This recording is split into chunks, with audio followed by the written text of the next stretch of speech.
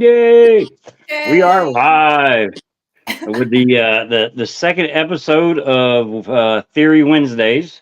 I am Old New Dude, and oop, she is. I am Lizzie, the mother of Baggins and Baggins, and she is. Hello, I'm Lady Thistle. Welcome. uh, when we decided that we would actually like to try to go forward on every Wednesday, since Richard is not able to do Wednesdays at the moment, just go forward with Wednesdays theory live streams. Um, Once that was established that we were going to try to do that, the first theory that we were going to tackle and talk about is probably the biggest theory in the entire book series and in the entire world of A Song of Ice and Fire, and that is R+L equals J. Now, to be fair, I don't subscribe to that theory, but I don't throw stones at it either. There's definitely things throughout the books that I can see why people would think that, and so. Well, and who doesn't come to that conclusion on their first read through? Exactly. Where you start re-engaging and connecting dots and becoming a crazy person in a tinfoil crown.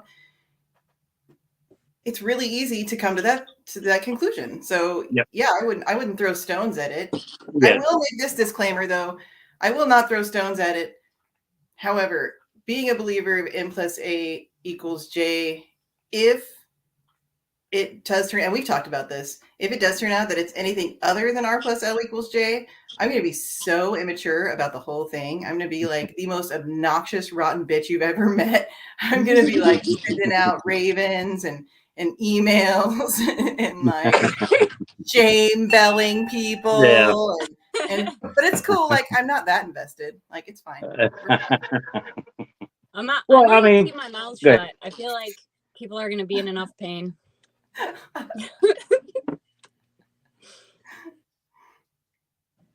They're going to be hurting. Yeah, I mean, I don't think it's half and half. I think I think it's more people that believe that R+L equals J versus the N plus A equals J. I think there's a lot more on the Rhaegar side than there is on the Ned side.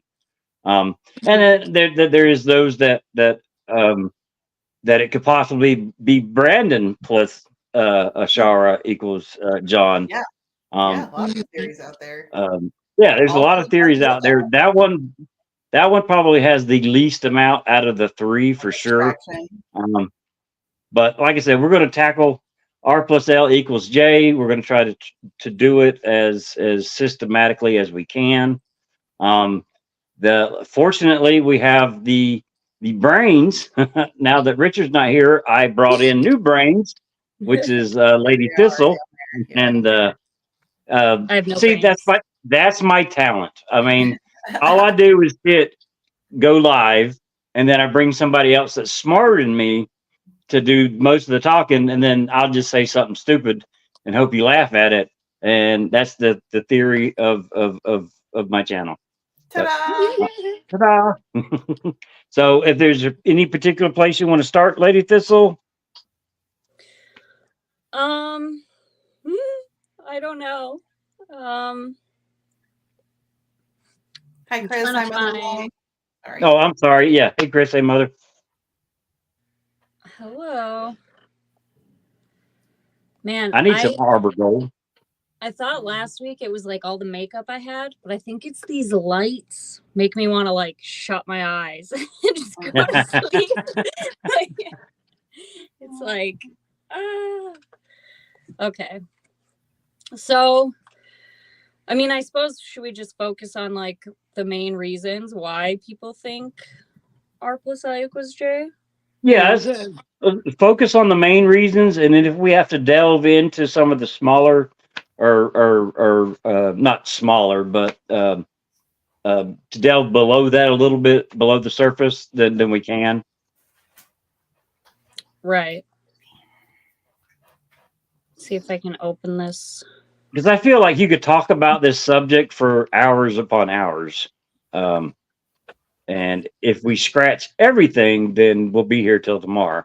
So I mean, Right. I think, yeah, I think you're right. We need to do the basics, and then where we get to a point in the basics where we need to delve a little bit deeper, we should have the time to be able to do that. Yeah. Yeah. So, I mean, obviously, Jon Snow's mother is a mystery. You know, a mystery George clearly wants us to want to solve. To fight about. Yeah. And so I think like the main reason people believe it is because of Lyanna's like bed of blood, right? Mm-hmm. Yeah. I have a children. One moment. Okay. I'm gonna go ahead and say, I'll say the reason that I think that people think it is the age discrepancies that are given, that Danny was born 8 to 9 months. Or no, I think it's Danny's born 7 to 9 months after John, but I think it's somewhere around the 8 month mark that's where Danny's born. And they're automatically assuming that the backstory that they get on Danny, that she was born on Dragonstone in the Great Storm, and it's the queen was not showing that she was conceived right before she was sent to Dragonstone. So if Danny's born like 8 to the 9 months, miracle conceiving of a baby when it's been years and years and years, and yeah. Well, I mean, if Danny, if the queen is not showing and Danny is born 8 months after the Mad King, or they get sent to Dragonstone, so then that would mean that John is born around the time that the war ends. Then he must be the baby that's born in the Tower of Joy. I mean, it doesn't line up perfectly, but I can understand why they think that. And there's one YouTuber, and I cannot remember his name, but he changed everything he thought about the books when he realized that George R. Martin is purposely lying to you throughout the books. Red herrings everywhere. You take everything with a grain of salt. If it's given to you at face value in it on a page, then there's no way in hell that's right. I don't know if you heard me when you left Lady Thistle. I think that the reason that the R+L = J is as popular as it is one of the months between John's birth and Danny's birth that were sort of established by George R. Martin. Danny is conceived right before the queen gets sent to Dragonstone. She's born in the Great Storm, 8 months or whatever after the end of the war. Well, that means that John must have been born at the end of the war. So that time gap is the reason that a lot of people think that John is the one that's born in the Tower of Joy. And I disagree with that, but do I? I'm just kidding. But I mean, I could see, because like we said, the first read through, even the second read through, we're like, yeah, R+L = J. But I mean, I understand that's one of the first reasons they think it. Even though there's a couple of right before that, but I was filling time till you came back. No, you're good. You're good. Okay. Yeah, I definitely see that. You know, like I said last week, I see both answers. You know what I mean, as being definitely possible. Like, but I just don't like R+L =. I like N+A = J way more. I do too. Yeah. For a story for John, and for the whole story, you know, overall, I love the idea that all of Catelyn's children are secretly bastards, not because I want that to hurt Catelyn, but because I think George is making the point that that's all some fucking nonsense. You know what I mean? Like, it's literal nonsense, you know, like, oh, a bastard, like the fact that you guys didn't say some words before you had a baby, you know, makes this child somehow lesser in some kind of way. Yeah. And so I like the idea that, you know, they're clearly not lesser, you know? Yeah. And the fact that they're secretly bastards doesn't change, you know, who they All are. of them, They are. all of them are the potential for greatness with every one of her children is there. Rob becomes king, and through some magic of the mother, um, wed the first girl, the first lady that he bedded, um, instead of marrying the phrase, which messed him up. But that wasn't him. I blame that on magic. I mean, Look, you got to bed and wed your stoat. well, I mean, I strongly believe there was a love potion and the healing potion that was given and all that. So I don't put that on Rob. But once it was done, Rob stood by it because he had no. I mean, that's who Rob was. You see how badass Arya is at whatever she does. Right. I think great things are in line for Sansa. I mean, we always out of the two sisters, she's had the easier road, but her road hadn't been easy. Her road has definitely been difficult, and she's held her head up. I mean, great things are expected of Bran. He's been through a lot, and then we don't know a whole lot about Rickon, but I mean, I foresee him leading the army with unicorns. I mean, great things are going to come from him also, but it has nothing to do with who your mother is. No, I mean, it's nonsense. So I agree with you on that. and I like it.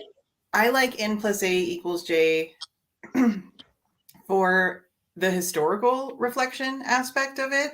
George is a huge history buff, and I like that he is almost like toying with history in this playful way, like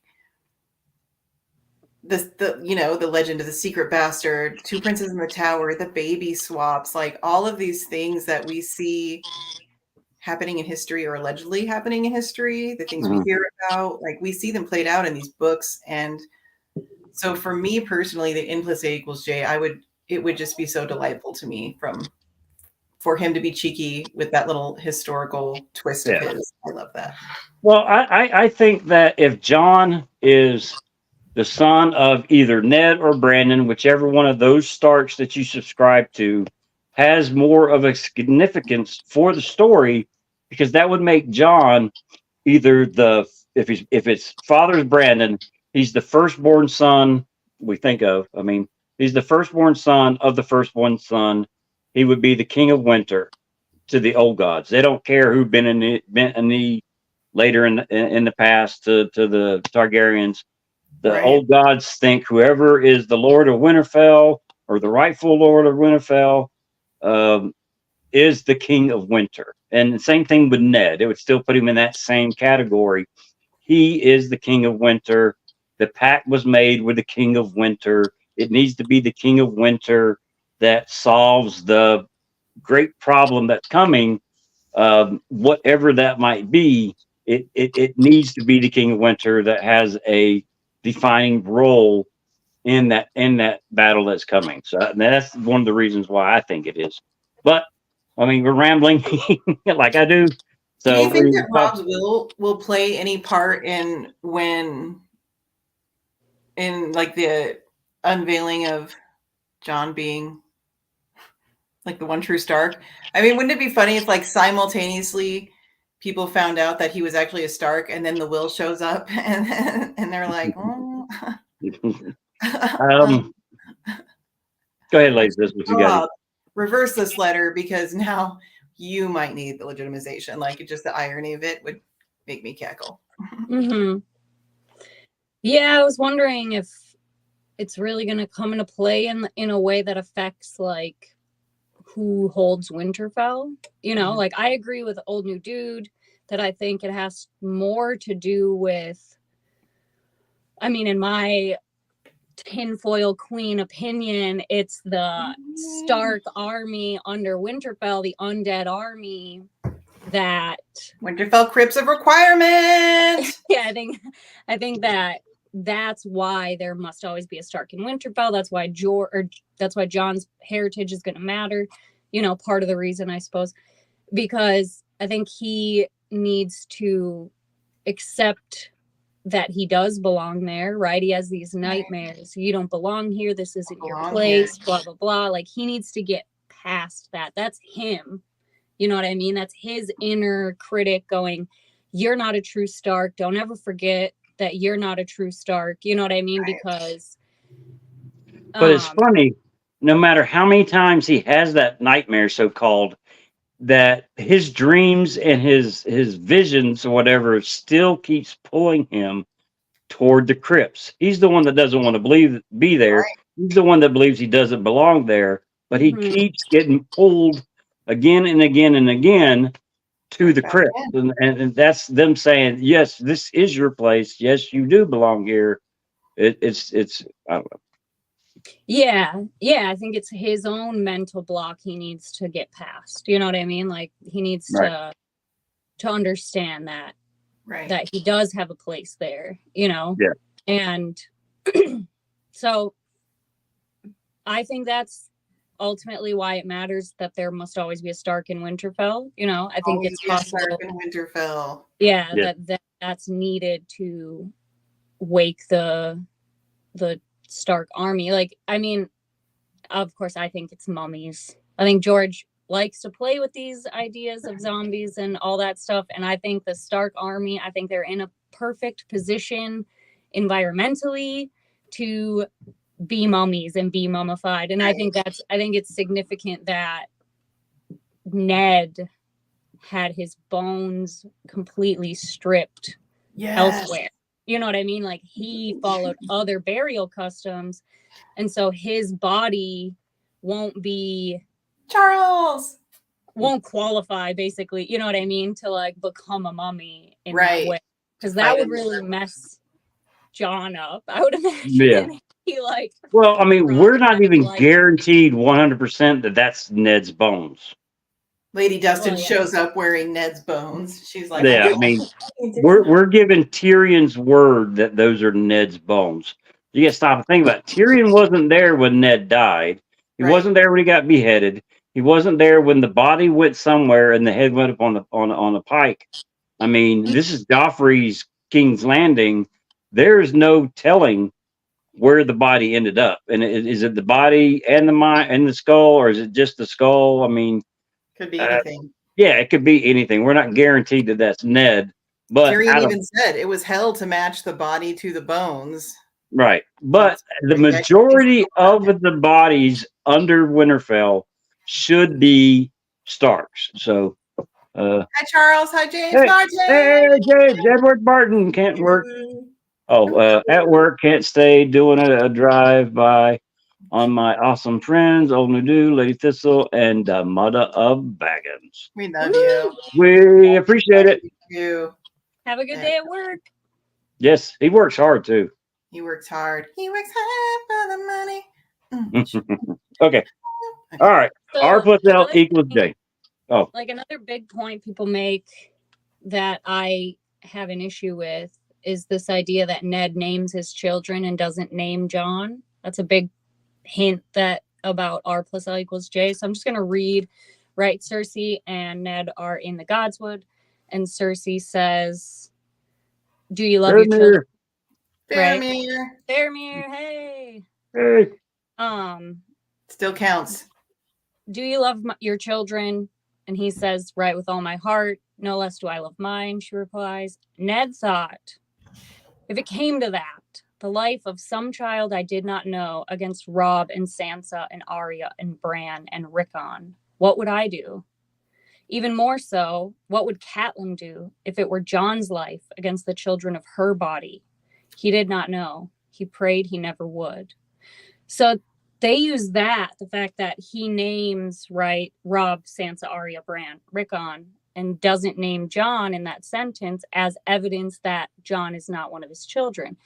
And then don't go on to mention that he mentions Jon in the very next sentence. You know what I mean? Like, he does mention Jon. And if you look at it in context, we're talking about Cersei and her bastard children. And she had to kill this other random child, or attempt to, in order to protect the secret of her children's bastardy. right? And so when Ned flips that into his own life, he talks about, if it came to that, some child I did not know against his true-born children, right? He names the children who are in the same position as Cersei's children. They're the heirs, right? But they're bastards. But they're bastards. The bastards. Right. So if you follow it all the way through, they're secretly bastards, right? And then so he immediately mentions that the child who is a threat to that is not a random child. It's Jon Snow. You know what I mean? And what would Catelyn do if she were in Cersei's position? You know, where the irony is that she is in Cersei's position. You know what I mean? Like, and that she does try to get rid of Jon Snow. She doesn't kill him, thank goodness. Like, I don't think she would, but she also doesn't know how dangerous of a position she is in with those children. You know what I mean? Catelyn, she doesn't realize the same way Cersei knows. So I don't think it's fair to use this as evidence for R+L = J. Is kind of what I'm saying. Because I think if you look at it in context, if anything, it's more evidence of N+A = J. You know what I mean? In my opinion. So so yeah, that's a big one that I know is brought up a lot. Let's do a quick overview on R+L = J. Rhaegar and Lyanna meet at the tourney of Harrenhal by whatever circumstance, whether she's the laughing knight or whatever. I forget. I don't know if that's the name or not. He crowns her the queen of love and beauty. Winter comes back. At some point, Rhaegar and Lyanna meet up again. The circumstances of that are up to debate. And they head somewhere, whether it was south or north. And the Rhaegar gets Lyanna pregnant. The whether it's love or something else, she is pregnant. He dies supposedly at the Trident, and she dies giving birth at the Tower of Joy. And then that baby born at the Tower of Joy is Jon. That's the theory, basically, in the slimmest of a nutshell as possible. Right. And there's so many things in between there, but I'm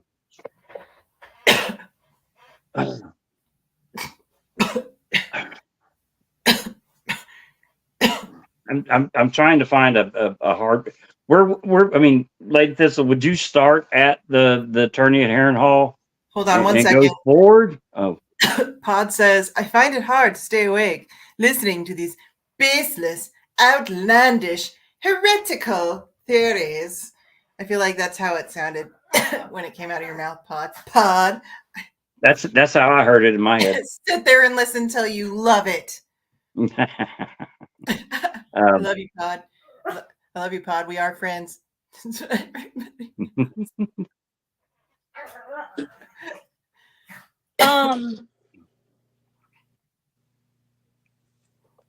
Yeah, you want me to look at the Lyanna and Rhaegar document? Is that what you're talking about? Yeah. Okay. So yeah, the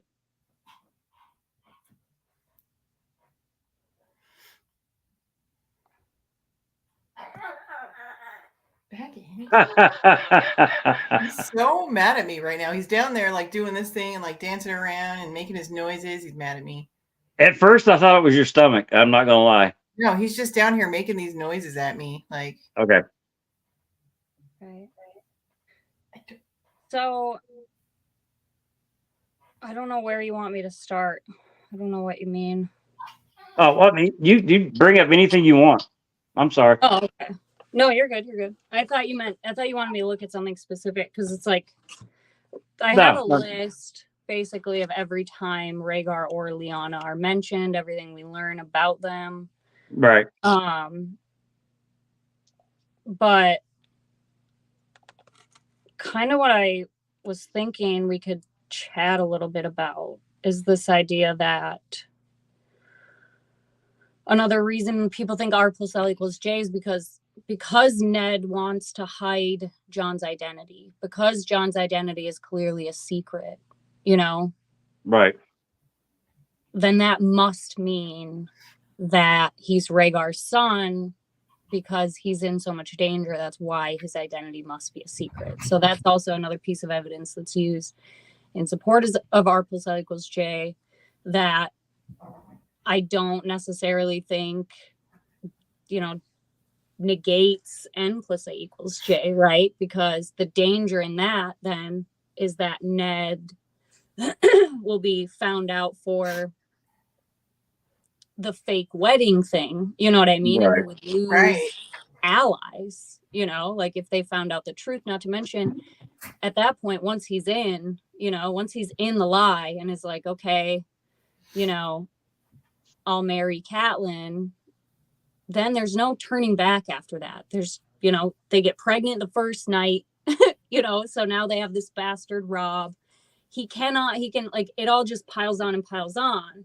And so Right. when he talks about the promises he made, you know, and the lies he told to keep them, like, it's this pile on of lies over and over again. You know what I mean? Like, not just, yeah. Well, I mean, stop and think about that. On the lies that he said, and or the promises that he said, and the lies that he told to keep it. The promise, the word said under the sights of gods and men when he married Cat. Those lies go both ways. Okay, it's the lies that, okay, I was not married to Ashara. John is not my true born son. There's lies in that direction. And now he has to go in the other direction with Cat, because he had to lie for the wedding. He has to lie every day from that point on in his life. When he mentions that Cat, my beloved, my whatever, my wife, anytime he calls her wife, anytime trueborn son or trueborn gets mentioned, my rightful heir, Rob. I mean, there has to be almost a daily lie from the most honorable man in Westeros to keep the marriage ceremony that was done, to keep that the truth, in quotation marks, for everybody to believe that day happened, and there's no reason to question it. Rob's his heir. There's no reason to question it.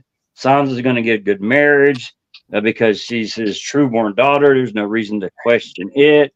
I mean, for a man that does not like telling a lie, going forward, he's had to tell thousands, if not more, lies on both sides of that wedding day, on the Ashara Dane and John, and the Cat and her kids. There lies on both sides of that. And for a man like Ned, that has got to have been eating at him all these years.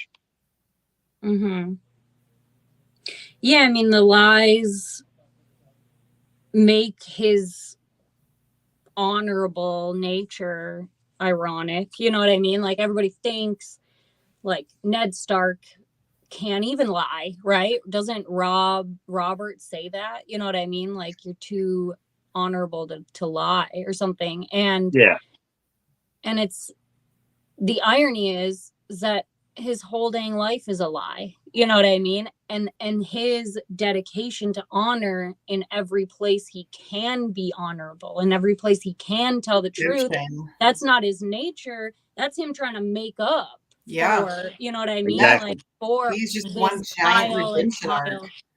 Yeah, like, he feels the need to, you know, it's almost like penance. Yeah, you know what I mean? Like, time. Yeah. And so I think he's a much more complicated character than Ned's so honorable he could never lie. He told this one lie about John this one time. You know what I mean? Like, I would I wonder. think, yeah, I think that's why he gets so mad when a Chardane is brought up, Right. because that was, in my mind, the most painful lie that he told. That the lie that she didn't exist, basically. Yeah. She's not John's mother. I didn't wed Nothing. her first. Barely knew That her. I mean, this is a young man in love, and Yeah.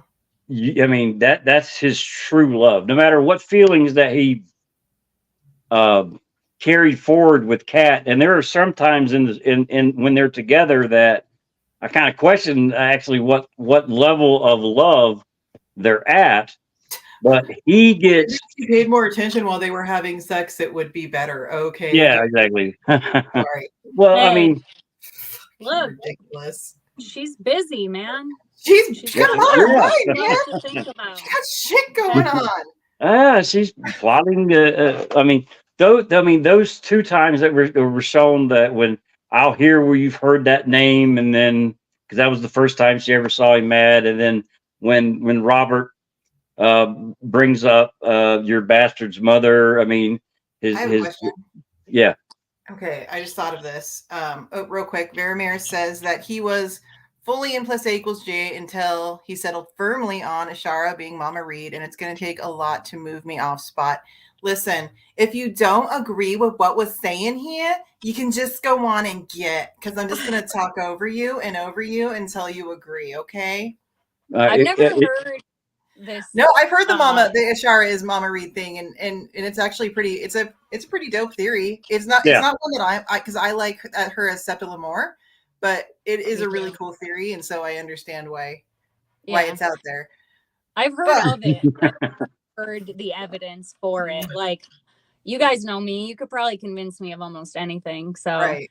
Well, I'm not gonna knock it. That's for sure. My question is kind of twofold. So, one, I wonder what Ned was like growing up. So, like, when we don't hear a lot of stories of like youthful Ned, right? Oranges being thrown across the table at the Vale. I wonder how much time he spent in front of a heart tree when he was growing up versus after, like, he had to, like, if he wed Ashara Dane in front of the heart tree at White Harbor, like, I think, like is the theory, not like I think, but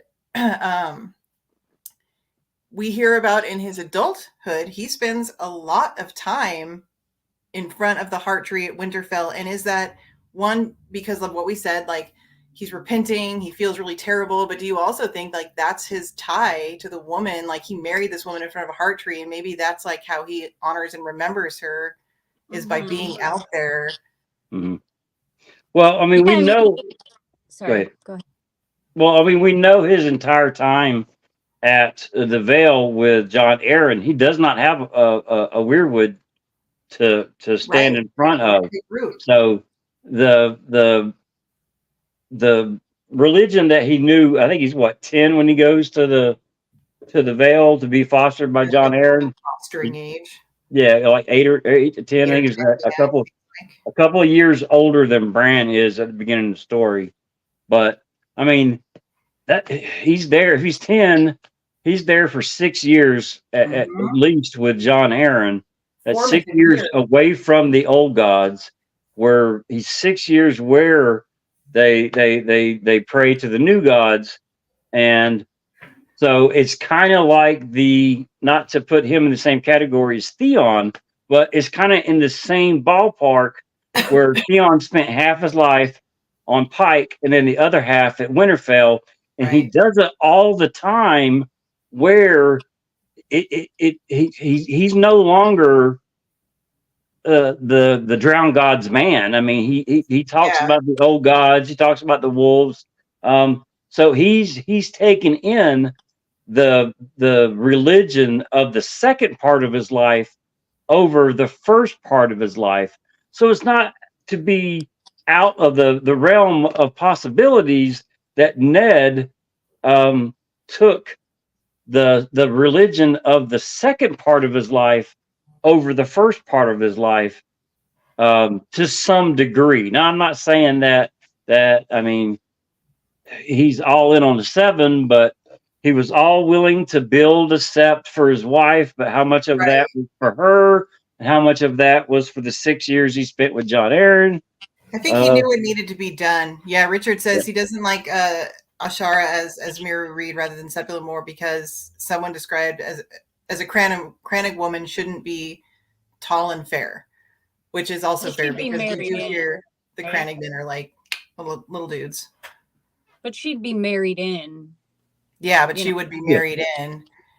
Yeah, she'd be married to Howland Reed, and she is the mother of. She would be the mother of Mira. Mira, and I mean, Jojen? Yeah, no, Jojen's. Well, yeah, Jojen too. I think not knowing Septa's eye color is such a huge deal and so intentional.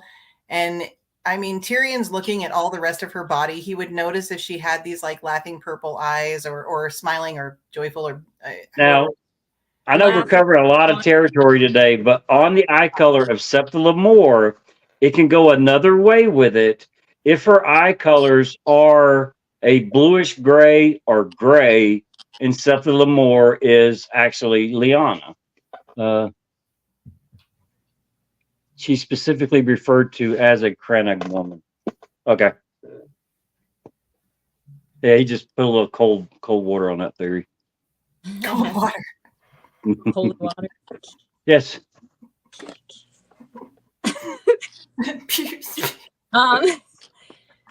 Yeah, the thing with like, especially when it comes to Ashara being like, you know, like you said, maybe he goes to the Godswood to feel a connection to her. You know, love that. It would be even more heartbreaking if he does know that she's alive somewhere. You know what I mean? Like she has to be dead to him in order to make this work. You know what I mean? Like he has to believe that Ashara Dane is gone. You know what I mean? Like he's never going to have her again, but knowing that that she's alive still, that she does exist somewhere in the world, that would add this just heartbreaking, you know what I mean? Like longing to it. And the fact that Septa Lemore's name is Lemore, like it's this trope of the lost Lenore. It's a reference to Edgar Allan Poe. And it's this lost love, and she can be dead, but she can also be, you know, who knows where, elsewhere. Like she's stroking your cat. What if on Lizzie's Weirwood thing, what if there is more magic in Ned than we know, and he is using the Weirwoods to, if not communicate with her, at least check in on her? Just like we asked, we were talking about Arya in the House of Black and White, why she goes to the House of Black and White on the 3 nights of the new moon.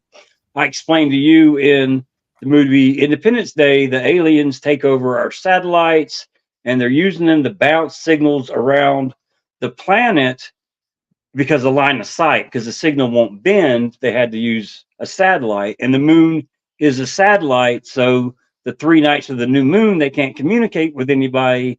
So that's why they bring her in to tell the 3 facts and have her do her work and everything. Because they can't keep an eye on her, they can't receive messages, that kind of thing. But what if along those lines, Ned is using, and we're told the expression on the Weirwood tree is solemn, kind of the same way Ned is. The Weirwood at the Wolf's Wood is big and large, and just like Lord Manderley. So they're using, the theory is they're using the Weirwoods to communicate with each other, Stark and Manderley. But what if Ned has more magic in him and is able to use the Weirwood to do something with Ashara all this time, and we just didn't know it? My only holdback on that would be that I don't feel like Ned has it in him to be in communication with him. Like I would almost believe that Ned believes she's dead this whole time because it's just easier that way. I don't know. Like I don't know that that he could just know she's out there. I mean, I think the idea of him knowing she's out there is one thing, but I think he would know that communication, that any kind of communication is too dangerous. Too dangerous, too risky. It's just too dangerous. Fine. I'm not going to agree with any of y'all theories from this point on. Never mind. I'm done. No, we'll see about that. Yeah, I understand completely your point. Any news, yes, you're right. He can't check in on her. He can't, there's no, it's any knowledge he has of her puts her in danger. So yeah, I agree. And anyone she's hiding or with or anything. Pod says Robert at In Deep Geek has a video on Ashara being Mrs. Helen Reed. He's never watched it, but he believes it. So that's cool. It's good. Good to have beliefs. Chloe at Liza and Arbor Girls Gone Canon. Whoop whoop. Love them. Huge proponent too. Love those. Man, love Girls Gone Canon. Ned prays for forgiveness all the time. Right. Yeah. All day he's sitting under his tree and right. Wait. Don't even know which way's the God's Wood and which way's the Merman's Court. It's just after 80 something live streams, I still can't remember which side of the damn camera my phone goes on. But I mean, he's always there. What was he like? He prays for forgiveness from his wife. Yeah. I think that's this idea that more than we think it does. I think it's also for her. Yeah. The idea that, of course, her name is Ashara and Ashera's trueborn son over here. You know what I mean? Like the basically like deleted wife of God, you know what I mean? Like is really like, so Ashara holding that kind of role where she exists, she helped, further the line, but now she is gone. You are not allowed to speak about her. You know what I mean? At all. It's the only time Catelyn ever felt afraid of Ned is when she spoke about the Dione. Yeah, like, and so that adds a lot to it for me. This idea that Ashara, I almost said Ashera, that Ashara is Ned's first wife, that she does take on this role of a mother goddess and earth goddess. Like, she jumped into the sea, which is a metaphor for like going to the underworld, going to the other side. She's dead. You know what I mean? But she's not really dead. Like, so yeah, obviously we're all on the same page with all this. Yeah. So what about the blue roses, you guys? Because people will insist that Jon Snow's connection to blue roses is a direct connection to Lyanna. Well, I know you don't subscribe to this as much as I do, and definitely Richard, that the blue chink, the blue rose growing from a chink of ice in the wall or whatever it is, Val is there also, and in our mind, and especially mine, Val is the blue rose that's at the wall. She's the firstborn daughter of Lyanna. Must say, trust the symbolism. Yeah, sorry. I mean, that's the thing about that R+L J point is the only thing connecting Lyanna to Jon as far as the blue roses are concerned is a dream Dany had about a blue rose at the wall. So the wall is the only thing that makes anybody think Jon for sure. You know what I mean? Like, where beyond that, there is no connection to Jon. So yeah, if you're going to say Val, she's just as much connected to the wall and therefore just as much connected to this. Well, not just as much connected to the wall. I mean, I suppose she's a wildling princess, but so like my point is that's not that clear either. I don't think that's a clear Lyanna, roses, Dany's dream, the wall, Jon, you know what I mean? I don't think that's the tied up point that people want it to be either, Yeah. Well, I mean, I certainly fall to I see things the way I see it because that's kind of how I want the theory to go. And I believe that most everybody else has the same inclination as to, well, this helps my theory. This is how I'm going to choose to process certain things that are said. Um, and then I've also said that the last person you listen to um, is generally the kind of, especially with me, the way I tend to lean a little bit. But I mean, Richard points it out all the time. George gives us more than one explanation for just about everything in this story, sometimes three. And this is another one of those situations where there is a plausible, not well uh, entertained theory for who the Blue Rose could be.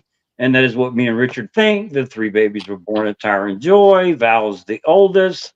And she is the Lyanna Link that is at the wall, and that's the Blue Rose. But see the Targaryens. Yes, episode 1 through 7. Richard would tell you the exact number, but I can't. Your work, Astra's Reborn Son. Great videos. Yeah. Excuse me. But if you do not subscribe to the three baby, the Tower of Joy, you do not subscribe, you don't even know Val could possibly be a Stark. The only Stark you see at the wall is Jon.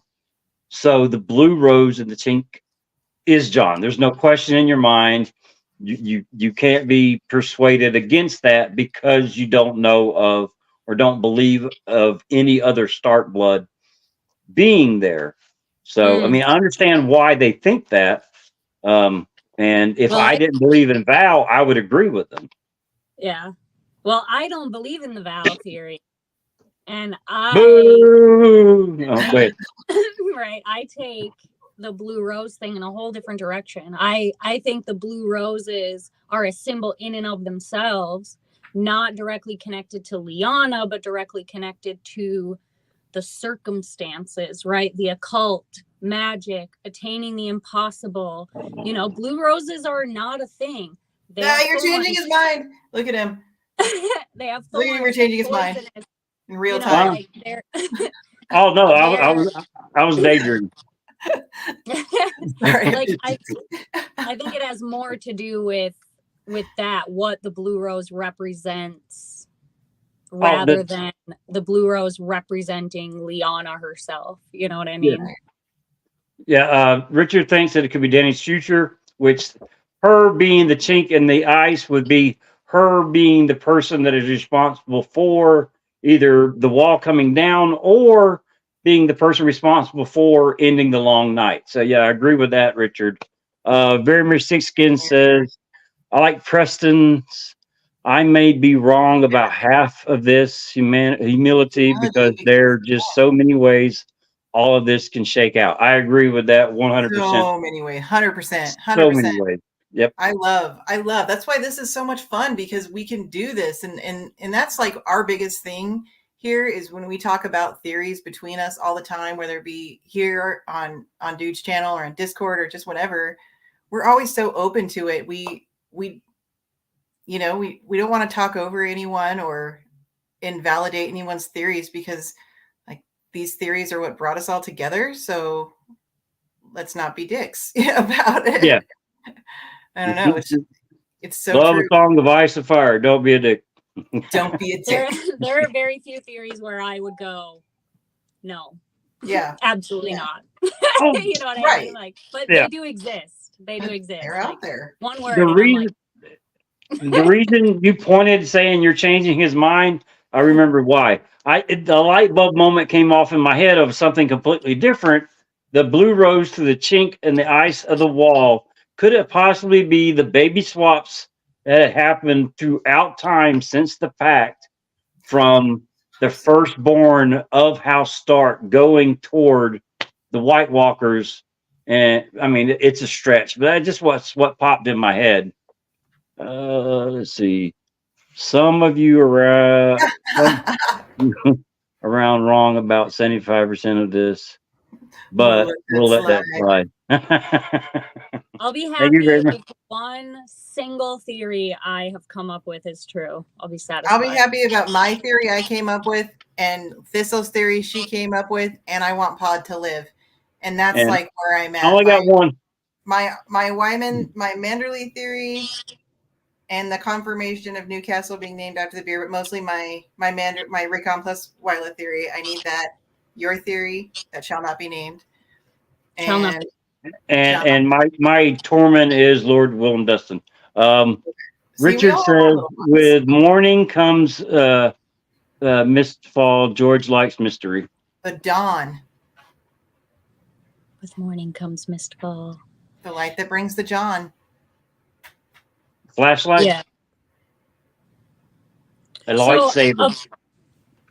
This is another thing. All right. Now, I know this is completely off topic, and this is why I like to rant on my little videos all the time, because something will pop in my head when something is said. I was watching The Outsider on HBO. It's a detective story. It's got the guy that was the bad guy in Rogue One. He's the scroll in the Secret Invasion. He's the detective. It's a supernatural kind of story, but it's based on a Stephen King. I don't know when it was written. I haven't looked it up yet, but the last person that was involved with this skin-changing entity, their last name was Bolton. And the bolt-on theory, as I'm watching this show, it goes all the way through. The last guy's name is Claude Bolton. He's got a brother. They're talking about the Bolton family. So many died in this cave-in. This guy, this entity is shape-shifting into the Claude Bolton, and the story ends. And then I see, based on a story by Stephen King, whether it was a short story or not, I don't know. I didn't look it up. And I'm like, doesn't George and Stephen King get along, or doesn't George like to steal from other authors? I wonder if Bolton is actually true based on this story from Stephen King. And I mean, I know it's out there. That's the kind of little crap that pops in my head that makes me go down little rabbit holes. And I like the Bolton theory. I know it's tenfold as all get out, but I like rabbit holes. As soon as I saw that, I was like, duh, okay. That's George's short story of ambiguity. With morning comes mistfall. My chair keeps sliding. Moral ambiguity. Oh! So I forgot what we were just talking about moments ago. No. Hey, look, this is why when I do a theory video, it takes me 7 or 8 tries to get it, because as I'm talking, I'll have that light bulb moment, and then I'll go off on a rant, and then I'll forget where I left off at on what I wanted to say. And all the stuff that I covered in the very first try of a video never makes it to the last video that I do and actually post, because I forgot half of the crap I wanted to say because I don't write it down. I don't do a script. But I mean, that's just me. Well, I want to add, like, one of the big reasons why I don't think Jon is a Targaryen is because of the complete and utter lack of Targaryen anything anywhere in his story. He never thinks about dragons unless we're talking about stinking Stannis's dragons or whatever, or when Tyrion talks about dragons with him, or, you know, like, it, not only that, but there's also this whole Targaryens are like, they're not immune to heat, but they're heat resistant. They're heat flame retardant, right? They're heat resistant adjacent. Dany, like, almost never sweats. When Dany sweats, it's fever sweating, which makes sense, right? Because her body would, I imagine her temperature would even be way higher than us. Like, she could. And she's the second Daenerys Targaryen we've seen with a fever like that. Remember, young little Daenerys Targaryen also died of the fevers. Right. And then in Astapor. I want to say it's Astapor. She's standing out in that heat and she's sweating. And I think that's to show just how truly hot it is out there. Like if Danny is sweating, it's hot under her sandals, and they're out there naked pretty much.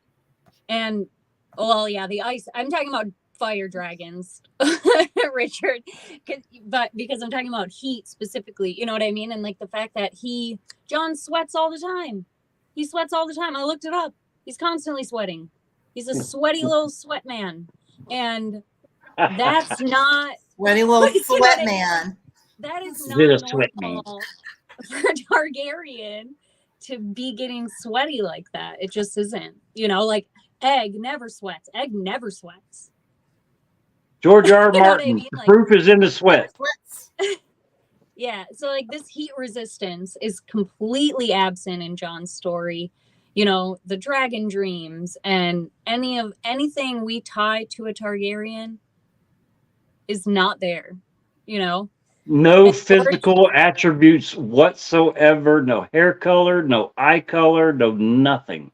The dreams he's having are all below ground. They're all Winterfell related. They're all like very stark, but not dragon. Jon Shan was totally messed up by fire. Yeah. Yeah. I mean, we know that Dany's not immune to being burned, right? Like, right. But Jon never mentions especially enjoying the hot pools at Winterfell. You know what I mean? Like if he was a Targaryen, you'd think that at least one time in his entire story he'd mention how much he liked the hot pools. Right. You know what I mean? Anything will do. Yeah, or anything about them at all. You know, like the only time I think I can even think of him mentioning them is in a dream, and it's he's in the cold pool when he thinks about the water boiling or whatever, like, and that's very notably not one of the hot pools in the Godswood at Winterfell, you know? So I don't know. I just think there just isn't enough evidence for me to convince me that he is half Targaryen. I just am not seeing it. Richard says, Jon looks nothing like Rhaegar. Therefore, R+L equals J. Right. Whoops. Question mark. Oh, well. What'd you do? R+L. I did that. That was not bad. Okay. It's hard to find it these days. I mean, yeah. But I do want to mention before we close out of any of this that if you do want what I can claim is my best R+L equals J evidence, I highly recommend you read the book A History of Tom Jones, a Foundling. And I'm not going to say anything else. Just read it. Why are you giving me homework again? Homework, baby. That's your homework for the week. It's the best evidence for R+L equals J I have ever seen. I read it, and at the end, I'm like, are you kidding me? So, damn it. All right, what's the name of this? It's called I got my homework. The History of Tom Jones, a Foundling. And it was written in Pussycat, I love you. Oh, wait. Wrong Tom Jones?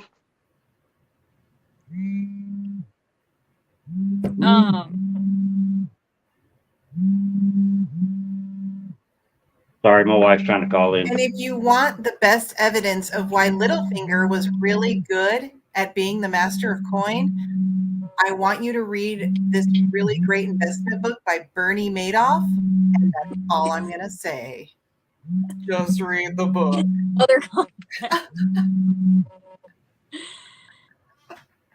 Yeah. All right, we can't be friends anymore if you keep giving me homework.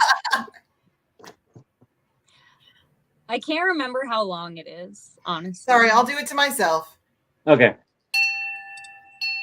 Shame. I was looking down when you did that. It kind of scared me a little bit. Oh my gosh, look at this. I'm just looking at the Wikipedia page for it. It says the novel is highly organized despite its length. Some dude argued, sorry, I'm not going to try and pronounce names on live YouTube. argued that it has, quote, one of the 3 most perfect plots ever planned, alongside Oedipus Rex and The Alchemist, which The Alchemist is my all-time favorite book. And Oedipus Rex, man, when I read that, I could have died. It was so good. It was so good. Like, Richard says, but doesn't Tom Jones involve a half brother reclaiming his heritage? Pot says the singer Tom Jones named himself after the movie based on the book. I'm not going to say why I think it's good evidence for R+L J, because I'm not going to spoil it, but yeah, I don't know whether to believe a single word that Pod says on anything. Don't. That's I try not to follow. Just assume he's messing with you, and if you really want to, Google it. But don't admit you Googled it. You're my Google. I'm just kidding, Pod. I believe you that the singer Tom Jones named himself after the movie based on that book. What? It's canon now. Yep, it's retcon.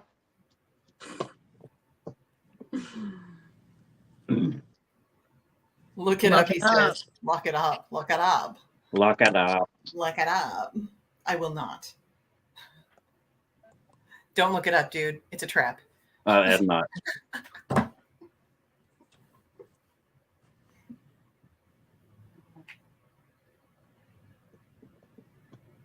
All right, what's next?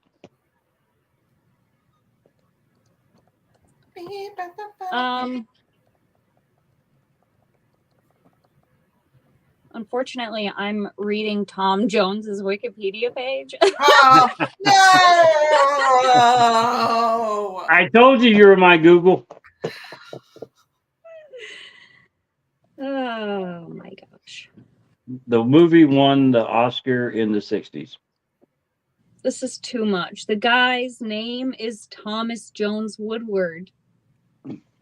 I think that's why he calls himself Tom Jones, because it's named Tom Jones. It's like the dude Michael Bolton on Office Space. They're like, why don't you just change your name? He's like, what should I change? He's the one who sucks.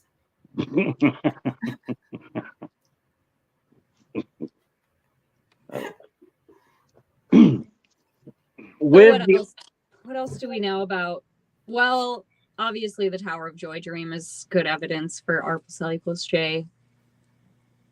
No. I just, like we've said before, that I okay. I feel like it's just too easy Here's for someone like George. Because this is one of the reasons I got yelled at on Twitter about my theory about babies being born in Winterfell, blah, blah, blah. Okay. We're given 2 mentions of Lyanna during her time with Rhaegar. Okay. One of them is she has blue roses.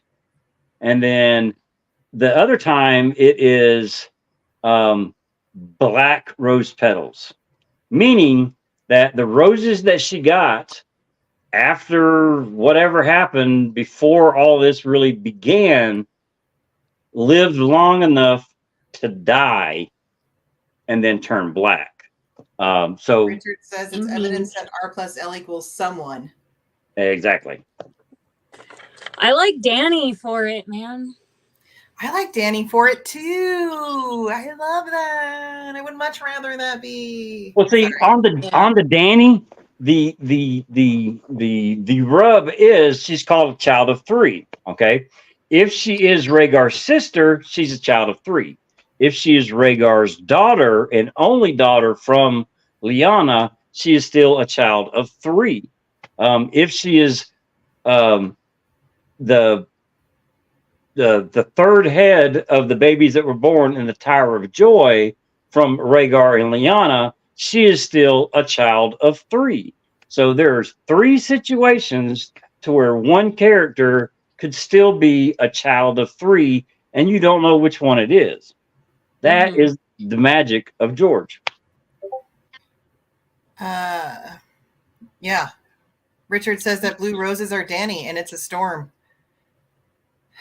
What storm? Where is this storm? Well, the storm's definitely mentioned by people, but Dany's storm? Danny Storm. I never hear anyone I've mention never heard it mentioned by anybody other than like her sphere, like her. Really? her. Like, Yeah. has anybody? I'm pretty sure. I don't think we hear it mentioned. Mm-mm. That a storm so bad that it smashed her father's fleet, right? Is that like, didn't it say like it smashed her father's fleet, and it's specifically mentioned in the Tower of Joy? The storm or the roses? I know the roses are mentioned. And only at the Tower of Joy.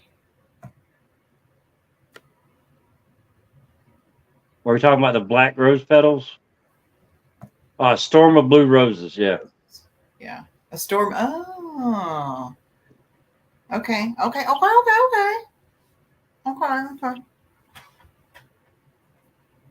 And if I'm not mistaken, which I'm mistaken all the time with my memory, the black rose petals are when Ned is holding her hand or something to that.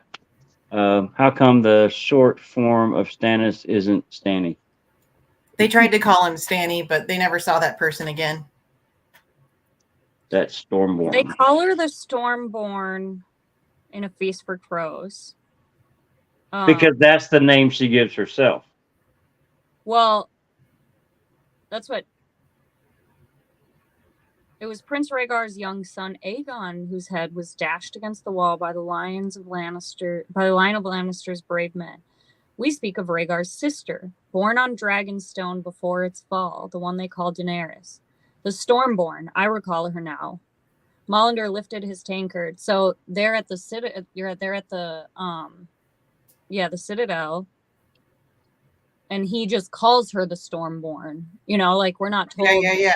How would he know that that's what she calls herself? You know, like, so I assume other people call her that too. Look, right? Don't try to use logic on me. That'll never work. How dare you? Well, again, there's George being ambiguous. It's not concrete proof, but it's kind of good proof. Yeah, good call, Thistle. That's what Richard says. It's true. Yeah. Good call. Right. Kevin See, that's why Lannister calls Richard, her she's the brains when you're not here, and now you see why. So, and the boo-boo.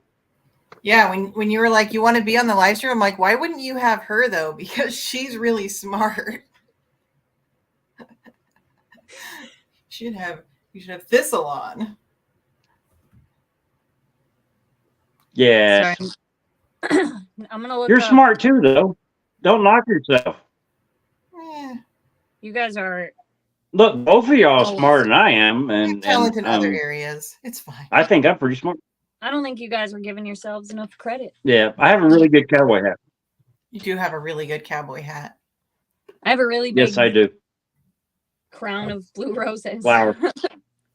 But who gave them to you? No, my head barely fits I am still so mad that I don't have my Robert Baratheon on today for this chapter of which, I mean, we're doing less of R+L = J and more of why R+L = J really isn't. But I mean, Robert Baratheon would have been an awesome character to do today because we're talking about Lyanna and that damn Targaryen. Gods, I used to be strong. Gods, I used to be strong. Gods, I used to be strong. 3 battles in a single day. New friends. Oh my goodness. Yes. 3 new friends. What else you got, ladies?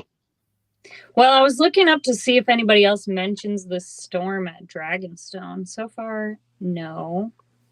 Let's see. Also, sorry, I hit it at the same go time. ahead, you do it. You read it. I gotta use my bifocals to do it, and it drives me crazy. Also, Elric of Melnibone was called Stormbringer, and Tards are based on him.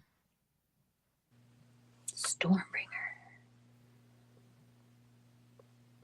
Nice. Isn't that the Thor's hammer axe? Mjolnir. No, the second one. Oh. Stormbreaker. Never mind. My brain farted. You know the funny thing? all the time I read comic books growing up, I did not know how to pronounce Thor's hammer. So I kind of did what Darcy does when she says Mew Mew. It was more Moo Moo, but I did not know how to pronounce it. So for all those years, instead of saying Mjolnir, it was Moo Moo. So I'm reading the battle scene. It's got Thor and Spider-Man. They're fighting this giant Pharaoh guy, and Thor spins Moo Moo. And yeah, it's like, okay, it kind of takes away from the battle when you got to call it that. But when the first Thor movie came out and I heard the name Mjolnir, there was this like, I know that's not the exact pronunciation, that's the Marvel pronunciation. But when it said that, I was like, oh, that wasn't even close. Sorry, I was a little bit of how That's stupid okay. I used to be. That's okay. Samsonite. I was way off. Oh my goodness, Dumb and Dumber. And see, I can remember that that's off of that movie, but I can't remember this last Christmas much. I can't remember any of the Christmas before that or the Christmas before that. Anything that I've watched in the last 6 years, it's a hit or miss. Yeah. But I mean, Dumb and Dumber, I've only seen it maybe 3 times, and I knew that that was off of there. Always. Always.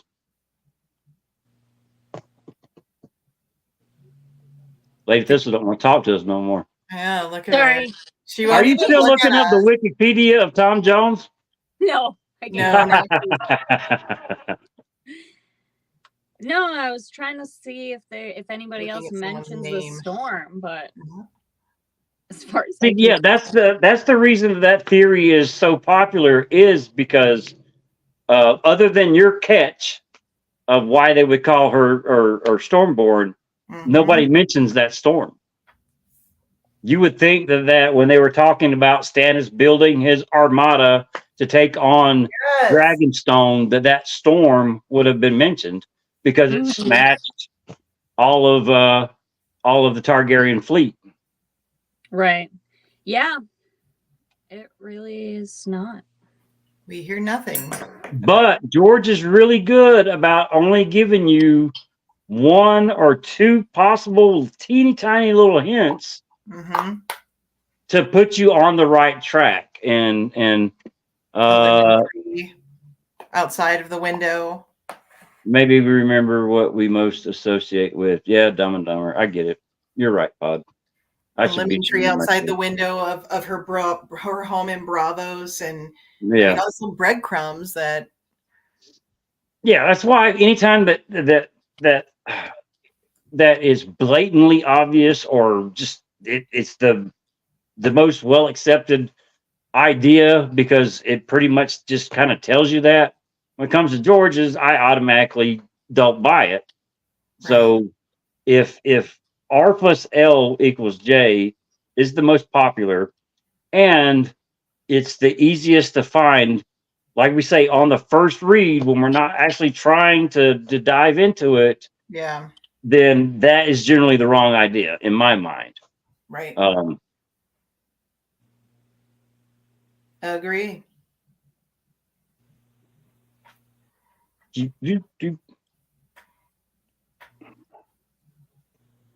And I still think that the lemon trees can't grow in Bravos. But they obviously did, Pod, because Dani had one outside her window and she lived in Bravos. She obviously lived in Bravos. Bravosio, or whatever. That Hermione? Just never mind. It's Leviosa. Leviosa. I can't believe this. The crowning of the Stark girl, who was by all reports a wild and boyish young thing with none of Princess Elia's delicate beauty, could only have been to win the allegiance of Winterfell to Prince Rhaegar's cause. Simon Staunton needs a nap, because that is crazy. What? What? Like, imagine that. Like,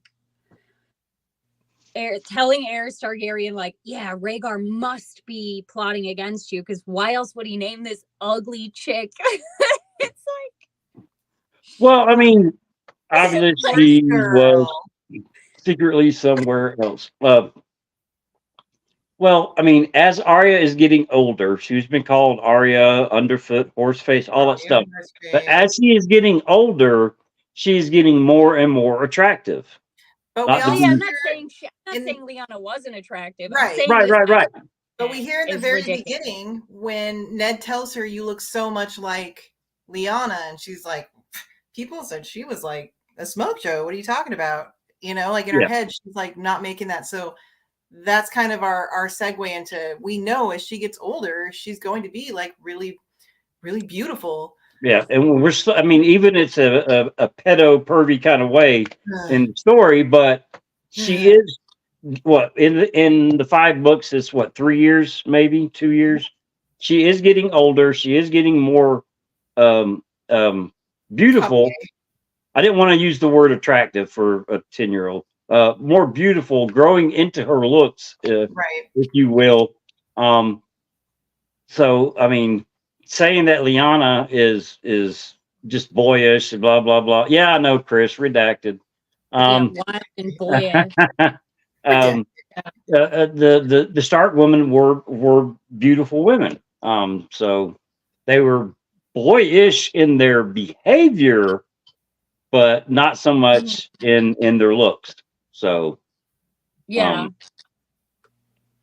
Yeah, being mostly just laughing at the idea that this guy's trying to start a war based on his opinion about how attractive like whether or not this 16-year-old girl is hot enough to, you know what I mean? Like, it's just, yeah. it's like, you guys. Verimir says, anyone ever hear a 14-year-old yell and confuse it for a grown man's booming voice? I think that's more of the echoing of the helmet, as far as the booming voice goes on that one. Yeah, but he's kind of right though. Like, even if Yeah. you put a giant helmet onto a 14-year-old girl, you know what I mean? Like, is she really gonna sound like a grown man? That is another one of those times that there are one thing happens, and there are just a spider web of different theories of the exact same moment, due to the either lack of information that George gives you, or the too much information that George gives you, as far as the information you have to process what actually happened. Yeah, Richard says Brienne and her helmet is similarly booming, but agreed, it is a bit much. Yeah. Yeah, Brienne's not your typical 14-year-old girl for sure. Well, plus she's 19. Plus she's 19, yeah. Yeah, but she is also 6 She's foot like very 6'3". Her shoulders, I mean, she's very broad. Kat thought she was a man when she first saw her fighting. She was like, what? It's a big deal. But her shape has grown more womanly to Sir Jaime. Yeah, it has. No, remember that? So she said she has a woman's shape now. Yeah. I'm like, I think it's wordplay. I think it's George's wordplay that Brienne has become a mother figure, a woman's shape, a mother figure. Okay, good birthing. I refuse to let Jaime and Brienne have that kind of relationship in my brain. What kind of relationship? For unlawful carnal knowledge. Biblically. Y'all do know that's where the word comes from, right? I don't get yelled at by the YouTube gods, which they never paid attention to my videos anyways. But the word that starts with the F was, back in the stockade days or whatever, they would write for unlawful carnal knowledge, and they got so tired of writing it so much because it happened so much, they just shortened it to F period, and then the rest of the words followed by a period behind each one of them, and that's where that word comes from. What's that? I said the F word. I said the F word on this video. I'm pretty sure. Okay, fuck it, dude. I'll stop. Yeah. Oh, you're fine. I try not to cuss when Richard's here, but it don't bother me. I don't care. All my videos are not for children anyway, so. Right. No, yeah, Monday, Wednesdays, and Fridays. That's my babysitter. Is these videos? You should use more swears. Yeah. Anything else stand out at the R+L = J to you? That is either it's still pretty good for them, or like with just about everything else, questionable. Questionable. Yeah, I'm just looking through my list of like. I think the timeline goes against R+L = J.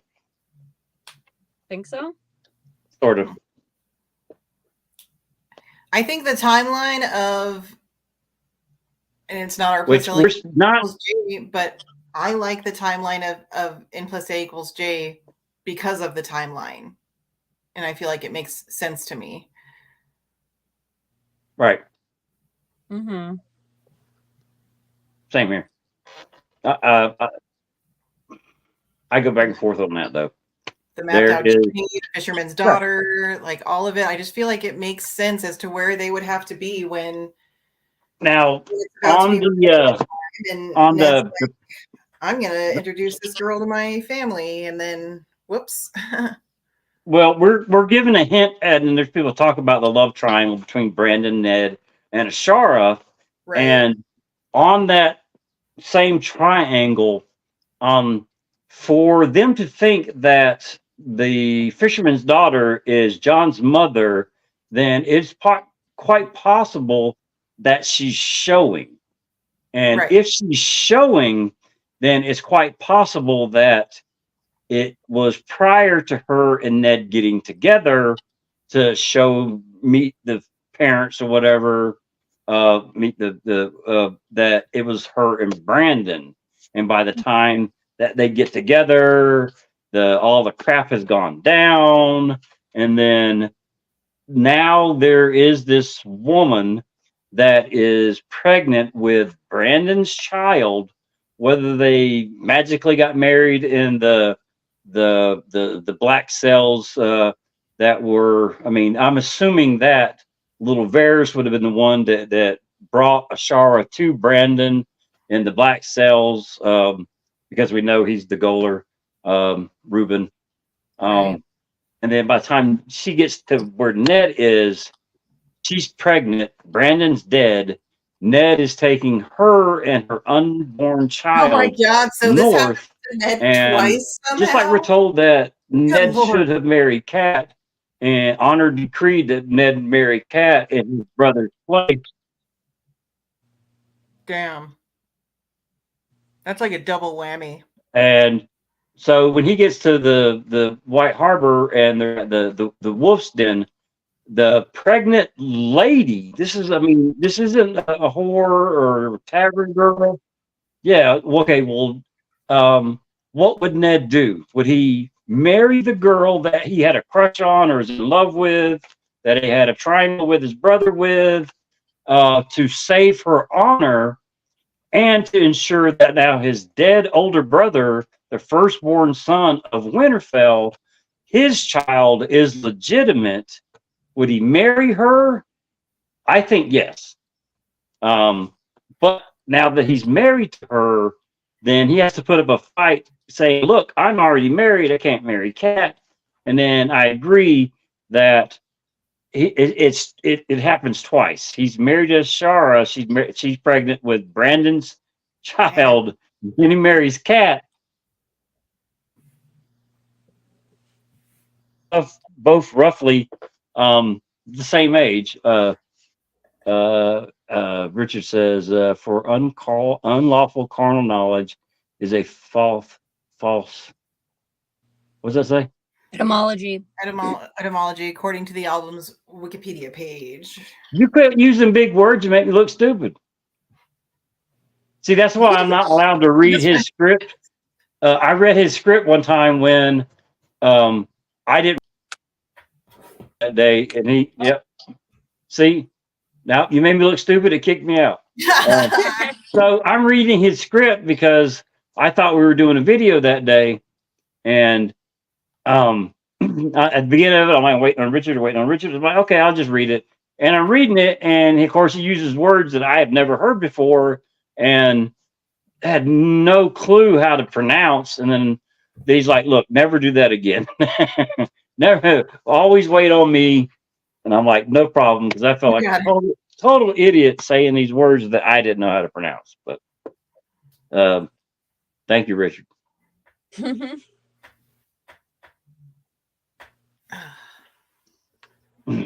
I still think the timeline for when the babies were born is still up for debate. When Liana gave birth, regardless of who you believe was born to her, how many babies, what their names were, where they are now, whoever, whether it's 1 or 3 that she gave birth to, I think happened at Winterfell. And then she traveled, got infection, they bloodletted her. So I think it's if that's the case, then I don't know. I have so many off the wall things that pop in my head that don't make any sense. Or do they make the most sense? Newcomb's paradox. What is that?